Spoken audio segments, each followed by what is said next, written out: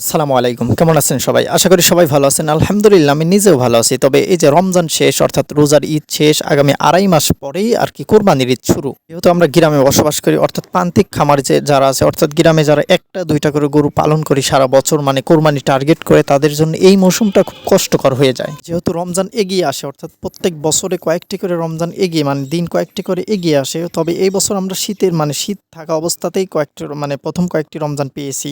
তবে এই যে শীত শেষ আর গরমের শুরু, মানে এই মাঝখানের সময়টাতে আমাদের অনেক চ্যালেঞ্জ হয়ে যায়, অর্থাৎ আবহাওয়া চেঞ্জ হয়। এই সময়তে গরু অনেক অসুস্থ হয় আর মশামাছির উপদ্রব তো বেড়েই থাকে। এই সময় আমাদের অনেক দিক মানে চারিদিকে লক্ষ্য রাখতে হয়। এই সময়তে মানে এই সিজনটাতে মানে শীতের শেষ অর্থাৎ গরমের শুরুতে মানে ওদের অনেক অসুস্থ হওয়ার সম্ভাবনা বেশি থাকে। হয়তো খাবার চেঞ্জ, মানে ঘরের অনেক কিছুই চেঞ্জ করতে হয়, অর্থাৎ বাল্ব চেঞ্জ করতে হয়। যেহেতু শীত শেষ গরম চলে আসছে, মানে শীতের সময় একটু বেশি পাওয়ারে বাল্ব দিতে হয় আর গরমকালে তো নর্মাল বাল্ব দিলেই হয়। বিশেষ করে এই সময়তে লক্ষ্য রাখতে হয় অর্থাৎ ওর গা মানে ওর শরীরটা যাতে বেশি হিট না হয়, কারণ এই সময়তে মানে গরম আস্তে আস্তে পড়বে। এই সময়টাতে লক্ষ্য না রাখলে পরবর্তীতে অনেক সমস্যার সম্মুখীন হতে হয়। এই সময়টাতে যদি আপনি এক্সট্রা যত্ন না নেন তাহলে হবে না। এই সময়টাতে আপনি এক্সট্রা যত্ন নিতে হবে, মানে যত যত্ন নেবেন ও তত স্বাস্থ্যবান হবে। আর বিশেষ করে এই সময়টাতে গোসল, মানে শীতকালে যেহেতু আপনি মানে রোদ উঠলে গোসল করান অথবা না করান সেটা মেটার না, কিন্তু এই সময়টাতে আপনি গোসল ঠিকঠাক করাইতেই হবে। সময়টাতে অর্থাৎ গরমের উপরে নির্ভর করে, অর্থাৎ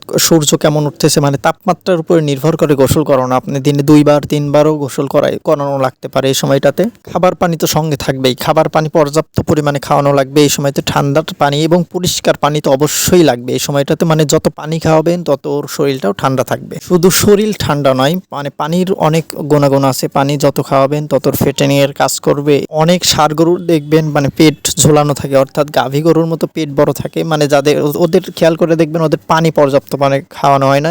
এর কারণে মানে পেটের এই সমস্যাটা হয়ে থাকে। সাথে আর কি কৃমির ডোজ যাদের করানো থাকে না, এই সমস্যাও হয়ে থাকে, মানে কৃমিজনিত সমস্যার জন্যও হয়ে থাকে পেট বড় আর কি। একটা জিনিস লক্ষ্য রাখবেন, মানে খেয়াল করবেন, মানে গ্রামের কিছু মানুষ বলে থাকে এই কথাটি, মানে গরুকে বেশি পানি খাওয়ালে অর্থাৎ পর্যাপ্ত পরিমাণে পানি খাওয়ালে নাকি পেট ঝুলে।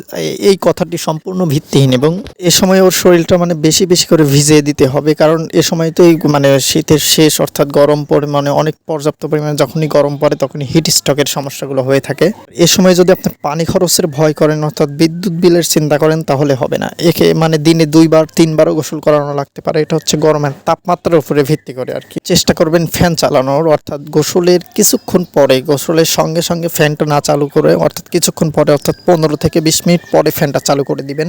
অবশ্যই এই সময়তে মশা মাছির থেকে ওকে মানে হেফাজত করবেন আর কি। খেয়াল রাখবেন যাতে ওকে মশা মাছি খুব বেশি বিরক্ত না করে। মশা মাছির থেকে হেফাজত করার সঙ্গে সঙ্গে ওর মানে ওর আশেপাশে অর্থাৎ ওর ঘরটা খুব সুন্দরভাবে পরিষ্কার রাখবেন, কারণ এই সময় গরম জীবাণু বেশি অনেক ছড়ায়। তো কথা বলার একটাই উদ্দেশ্য, সেটা হচ্ছে অনেক সচেতন হতে হবে, অর্থাৎ বিগত দিনে যত কাজ করছেন এর থেকে দ্বিগুণ কাজ করতে হবে এই সময়তে, কারণ সামনে আসছে গরমকাল আর এর সঙ্গে সঙ্গে মানে মাঝখানে আসেই আর ২ মাস। এতে ওকে অসুস্থ হতে দেওয়া যাবে না। এ সময় তো ওর অসুস্থ হয়ে যদি পড়ে তাহলে ওতে মানে ফ্যাটিংয়ের যে কাজগুলো করতেছেন আপনি এর বাধাগ্রস্ত করবে আর কি। যাই হোক, সবার জন্য দোয়া করি আর কি, আগামী কুরবানির ঈদটা যেন সবার জন্য মঙ্গল হয়, মানে সবার জন্য ভালো হয়। আল্লাহ তাআলা আমাদের সবার উপরে রহমত নাজিল করুন এবং সবাই ভালো থাকবেন, সুস্থ থাকবেন আর আমার জন্য দোয়া করবেন। আসসালামু আলাইকুম।